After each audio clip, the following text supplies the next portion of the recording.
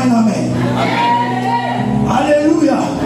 Donc frères et sœurs, Jésus en toi, il y a quelque chose de grand. Il y a quelque chose de puissant dans ta vie. Et Dieu, dans cette saison Pharaon, vient éclairer ce qui est en toi pour amener cela à se manifester. Pour éclairer pourquoi? Toi-même, tu prends d'abord conscience de ce que tu es. Première chose, que les chrétiens commettent l'erreur. L'éternel que Christ est venu, pourquoi? Comme lumière sur la terre pour détruire les hommes des ténèbres. Donc toi aussi, lorsque tu deviens chrétien, la mission n'a pas changé. La Bible déclare dans Actes chapitre 1, en écrivant à Théophile, il dira les choses que Jésus a commencé de faire. Ou à faire. Amen, amen. Les choses que Jésus a commencé à faire. Donc il a fait que commencer. Les apôtres devaient continuer. Et toi tu rentres sur la terre, toi aussi tu dois continuer. Amen, amen. La même lutte, le même objectif, le même combat, c'est le bien des hommes sur la terre. C'est que les hommes doivent être libérés. Alléluia. Que ce soit dans le temple. Jésus est entré dans une synagogue. Il y avait une femme qui avait le dos courbé. Lorsque la lumière vient, elle vient déranger le système. Elle vient déranger les religions. Elle vient ébranler toutes les lois établies. Jésus n'est pas religieux. Il apporte la pensée du ciel. Il apporte la pensée de Dieu. Il apporte la pensée de l'éternité. Pour venir éclairer les hommes. Pour dire à l'homme que tu n'es pas n'importe qui. Il vient secouer l'homme. Il doit te réveiller. Il vient secouer une femme. Il doit te réveiller. Tu n'es pas ce qu'on t'a dit. Tu n'es pas faible. Il t'a appris que tu es faible. Il t'a enseigné que tu es faible. Mais en Christ, nous sommes plus que vainqueurs. En Christ, tu es un géant. En Christ, tu n'es pas n'importe qui. En Christ, personne ne peut te vaincre. En Christ, on ne peut pas te tuer. Comme en feu. En Christ Jésus. Est-ce que vous comprenez ce qu'ils sont en train de dire? Alléluia. Il est venu pour secourir les hommes. Voici pourquoi les morts pouvaient être ressuscités. Frère, je ne sais pas combien de temps ta situation a tourné. Est-ce que tu as eu affaire à Christ réellement? Est-ce que tu as eu affaire à Christ? Je ne sais pas trop. Il y a une situation. Lazare connaissait une situation de maladie. Les frères et les soeurs de Lazare avaient envoyé. Oh, allez-y, Dieu Jésus. Dites à Jésus que son ami, qu'il aime tant est malade. Il a encore passé, je ne sais pas combien de jours. Il a ajouté des jours. Et jusqu'à ce que Lazare est mort. On est venu lui dire que Lazare, ton ami est mort. Avec lequel ne vient plus. Alléluia. Ne vient plus. Mais c'est mal connaître Jésus. Jésus a dit à ses disciples que c'est bien, cela est une bonne chose, que je n'ai pas été présent pour vite résoudre le problème. Maintenant, allons-y, on va réveiller Lazare. Les disciples disent, mais Seigneur, mais on nous a appris qu'il est mort. Comment toi tu dis qu'on va réveiller Lazare? Il dit, Lazare, dors. La mort c'est sur la terre. Alléluia. Mais pour les sens spirituels, les hommes dorment. Alléluia. Il dit allons-y, Lazare est en train de dormir. Alors ils vont partir. Ils vont débarquer. Arrivé, tout avait été organisé. Les funérailles avaient été organisées. Les parents étaient venus. Chez nous au sud, on a déjà tout fait. Les cotisations étaient déjà faites. Les pleureux sont déjà mis en place. Les comités chacun, les comités aussi. Dans l'organisation, chacun. L'espace, son système, car dans cette cotisation, elle peut peut-être retirer 200 000. Chacun avait déjà fait ses plans. Donc Jésus débarque dans un tel milieu. Lorsqu'il arrive, Jésus vient causer du scandale. En route, lorsque Jésus était en route, frères et sœurs, tout ce que Jésus a dit est révélateur. Jésus en route, qu'est-ce qui se passe? On vient dire à Marie, oh, que le maître est là. On a d'abord dit à Marthe. Marthe est partie. Oh, il a dit à Jésus, si tu avais été là, n'est-ce pas, mon frère, Lazare ne serait pas mort. Jésus rétablit, je suis la résurrection et la vie. Je suis la résurrection et la vie. Partout la lumière passe, la lumière apporte la résurrection. Partout la lumière passe, la lumière chasse la mort. Il faut que la mort se réduise. La lumière apporte la résurrection. J'ai dit que la résurrection dans ta vie, la résurrection dans ton corps, la résurrection dans tes affaires, que tout ce qui est mort, j'ai dit ressuscite, que la lumière descend dans ta vie.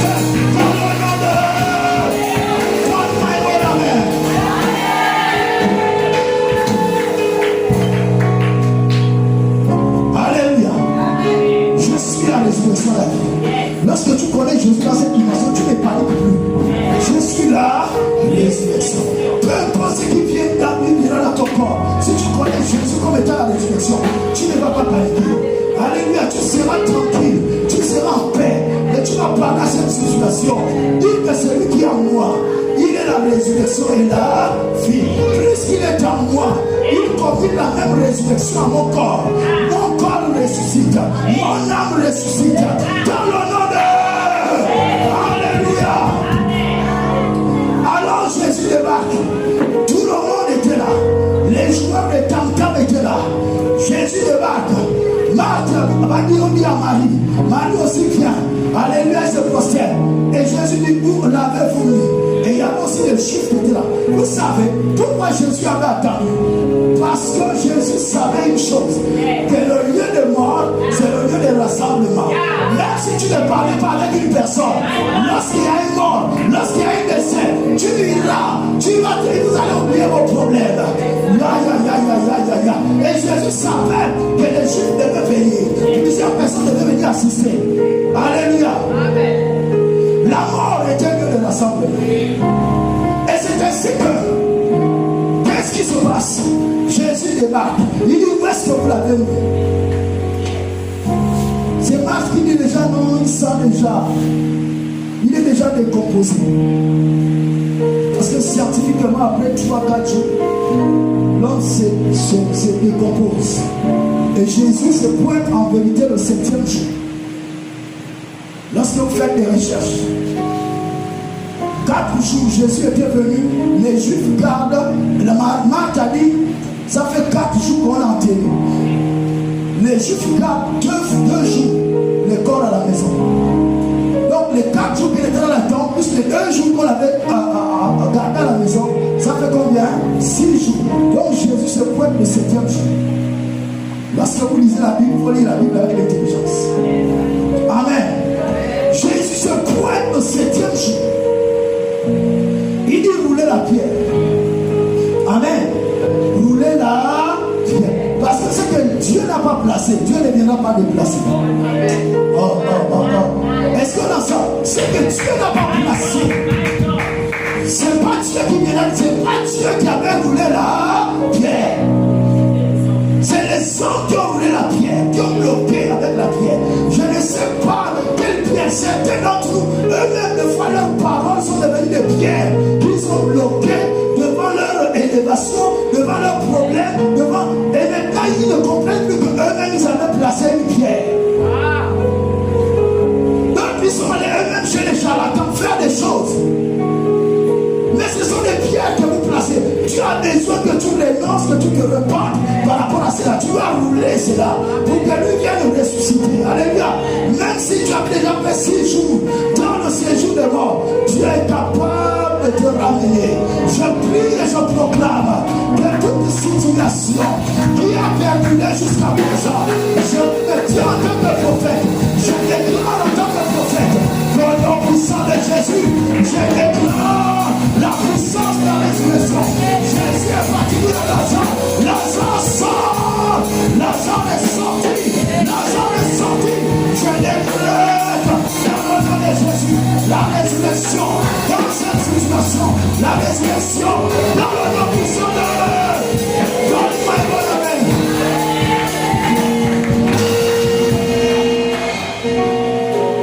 Alléluia. Donc Jésus a mis le ressuscite Lazare. Imaginez-vous la colère des autres. Parce qu'il est venu gaspiller tous les plans des autres. Amen. Les cotisations ont été remboursées. Amen. Ah oui, parce que Lazare est mort. Donnez-moi mes cotisations. Donc c'est lui qui avait les plans pour eux. Donc tout le monde était fâché contre Lazare. Amen.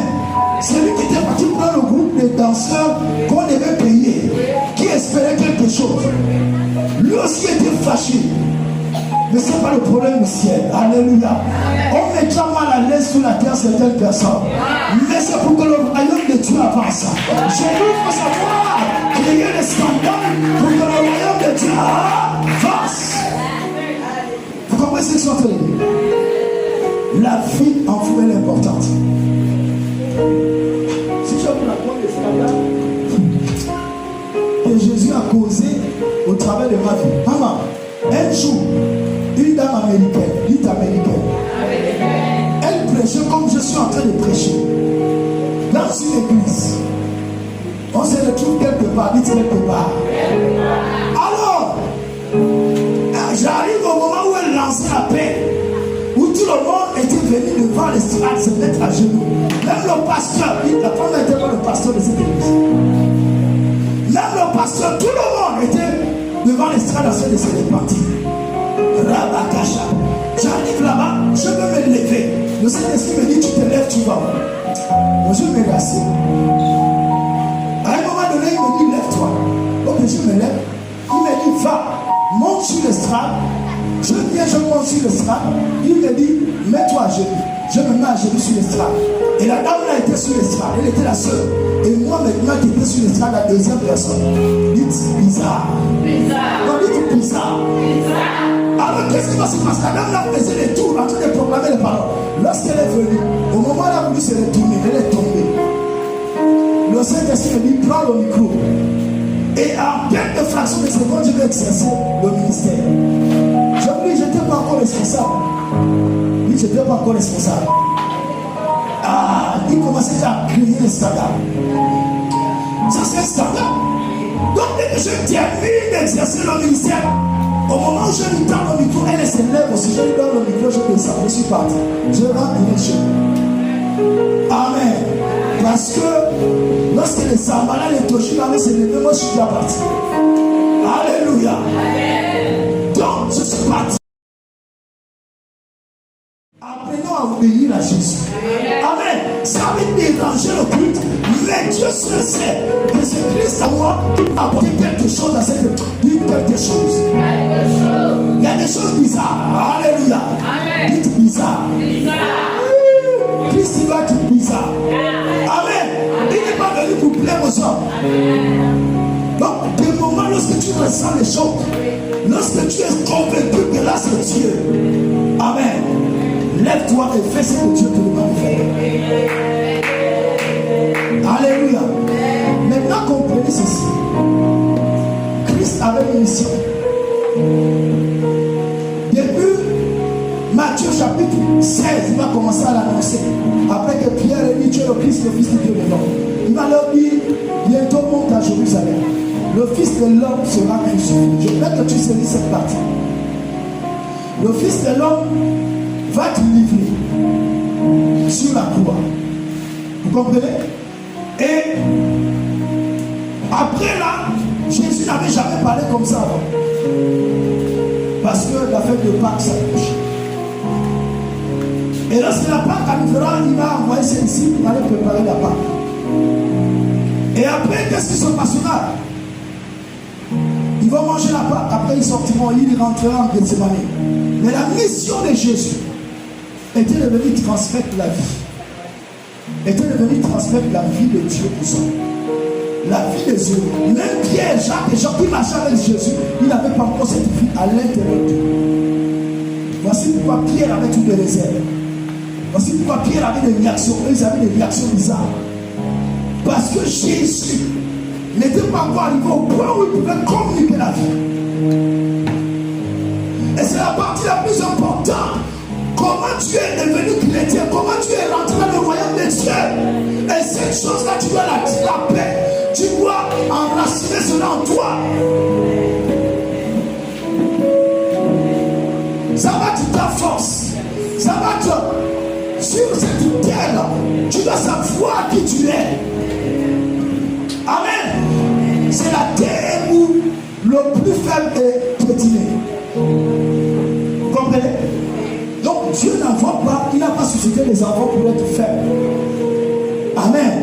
Voici pourquoi il se trouve dans l'année Pharaon. Il donne des lumières. Et la première lumière que Dieu voudrait que tu prennes conscience, c'est l'identité de Dieu. Parce que si tu ne comprends pas ton identité, tu ne pourras pas exercer ton autorité. Ce n'est pas possible. Parce que l'autorité est liée à l'identité. Amen, amen. L'identité que tu portes à l'intérieur de toi. Alors Jésus viendra mourir sur la croix. Pourquoi Jésus est-il mort sur la croix? Dans le monde monde spirituel, écoutez, le transfert ne peut se faire que lorsque le sang coule. Vive le sang. Vive le sang. Oh. Ok. Qui a pensé dans son cœur que Christ est mort pour venir pardonner? Allô? J'ai capté cela. Amen. Amen. Christ est mort pour venir nous. Répondez, il est mort pour venir nous pardonner, n'est-ce pas? Ok. Je vous pose une question. Pasteur Laura, ça c'est sur la terre. Est-ce que dans le monde des espions, on connaît le pardon? Dans le monde des espions, on connaît le pardon. Voici pourquoi ta mère qui est sorcière, on se retrouve dans les tontines de la sorcellerie. Elle va te bouffer.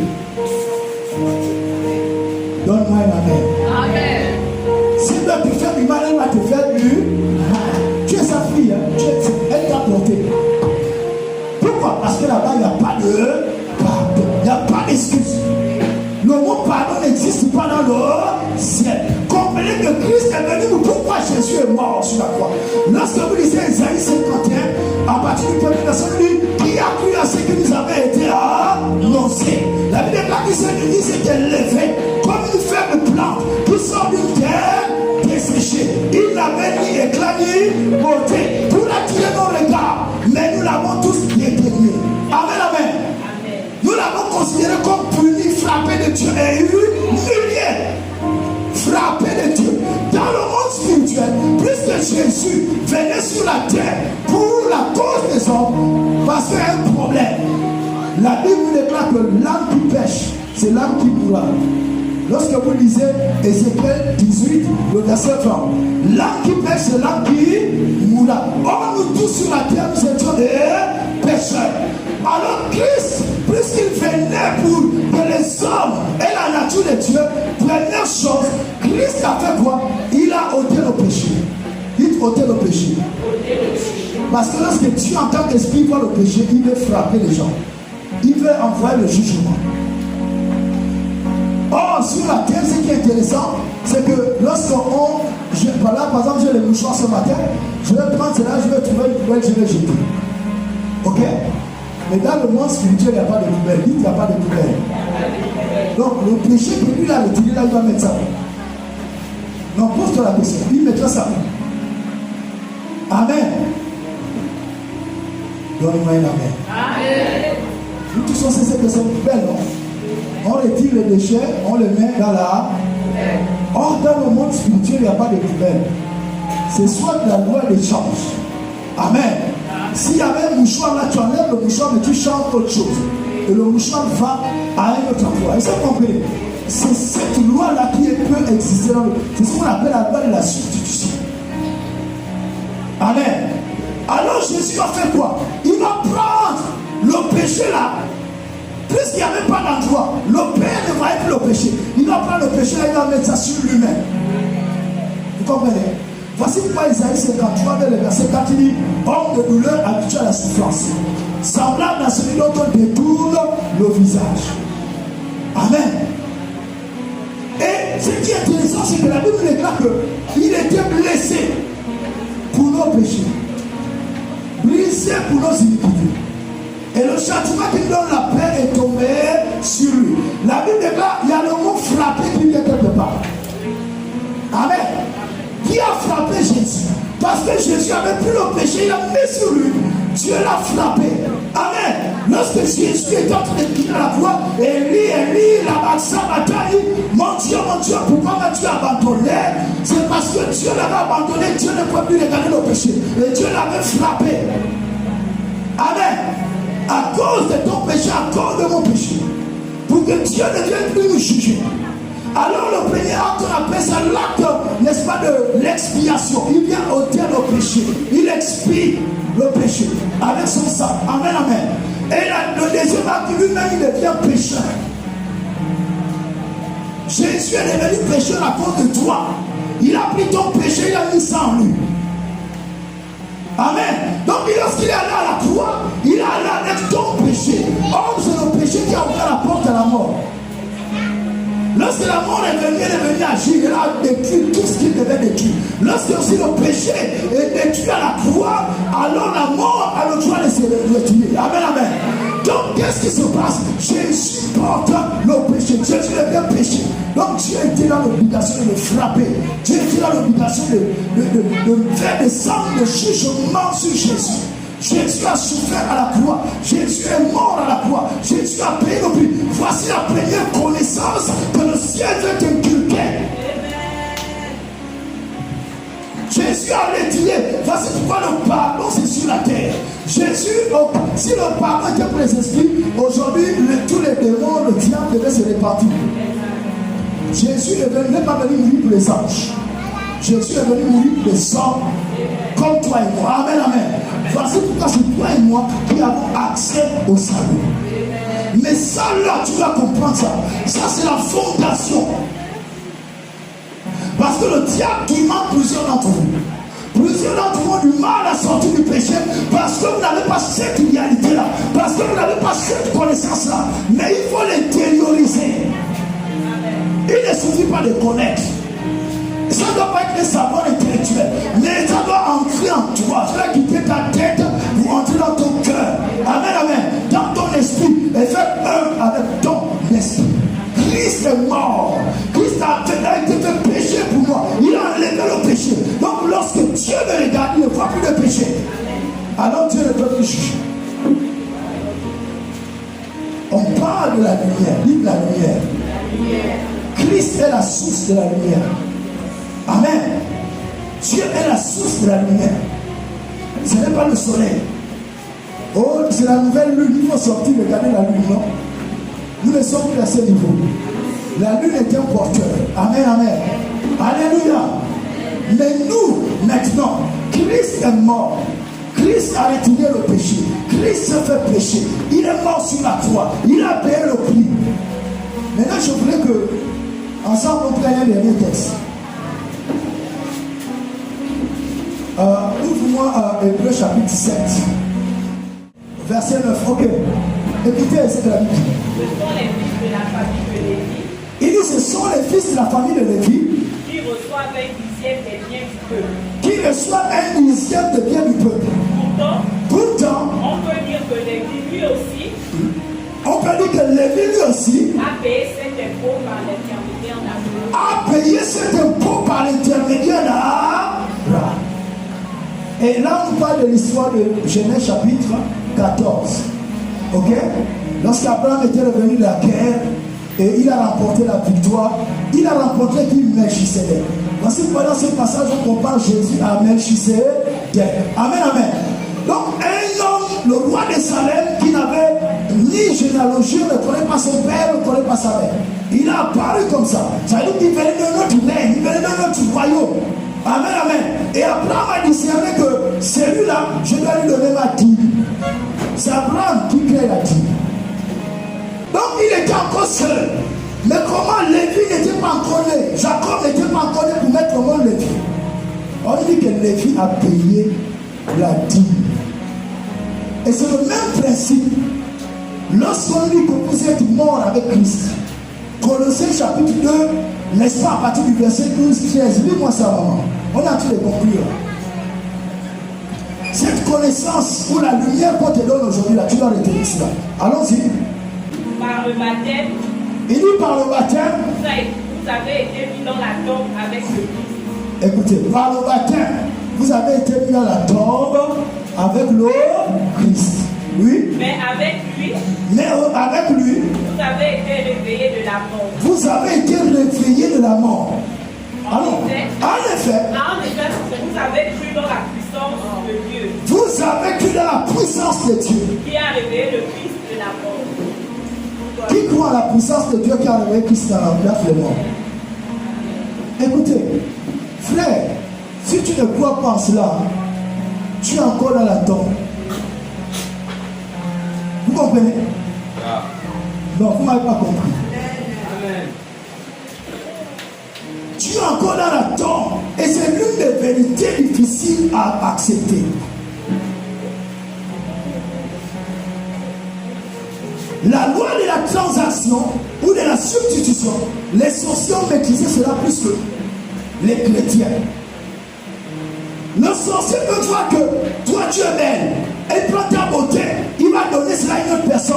Et il prend la laideur de cette personne et venir déposer ça. Ça s'appelle la loi de la substitution. Une substitution. Oh. Quand vous entendez, on a volé ton étoile. On peut voler ton étoile. On la met ça chez quelqu'un. L'étoile qui est bien, on la met ça chez toi. Et tu vis la vie de quelqu'un d'autre. Tu vis la vie, c'est la loi de la substitution. C'est Dieu qui a initié cela. Mais les sorciers ont pris, ils sont devenus des maîtres. Non, ça c'est notre héritage, c'est mon héritage. C'est ton héritage, frère. C'est notre héritage. On ne doit pas laisser cela aux sorciers. Yeah. Amen. Donc, Dieu a pris quoi? On a pris Christ, on a pris ton péché, on a mis sur Christ. Et c'est Christ qui est mort. La vie de Christ est venue chez toi. Amen. Parce qu'il ne pouvait pas prendre ta mort et garder en même temps sa vie. Non. Automatiquement, dès qu'il prend sa mort, ta mort, il met en lui. Sa vie le quitte. Est-ce que vous comprenez? Sa vie le quitte et sa vie est maintenant en toi. Voici pourquoi sur la croix il a été abandonné. Parce qu'il était devenu péché.